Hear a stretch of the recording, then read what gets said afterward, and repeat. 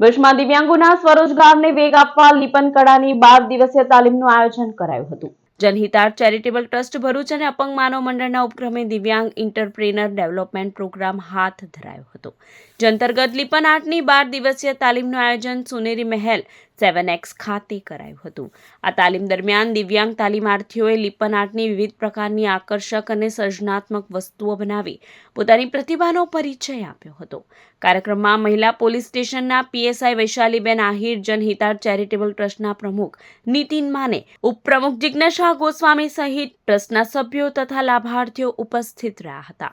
જનહિતાર્થ સેવા ટ્રસ્ટ અને અપંગ માનવ મંડળ દ્વારા આયોજિત લીપન આર્ટ સેમિનારનું દિન 12નું આયોજન કરવામાં આવેલું, જેમાં તમામ દિવ્યાંગ ભાઈ બહેનોને આ લીપન આર્ટ વિશેની તાલીમ આપવામાં આવી કે જે ખાસ કરીને જોઈ શકીએ કે લોકો હાથ અને પગથી જ દિવ્યાંગ હોય છે પણ પોતાના માઇન્ડથી એકદમ સ્ટ્રોંગ હોય છે, તો પોતાની એ મગજની ક્રિએટિવિટીથી એ સારું પોતાની રીતે આજીવનનું પોતાનું ગુજરાન ચલાવી શકે એ હેતુથી એમને એક સરસ તાલીમ આપવામાં આવી।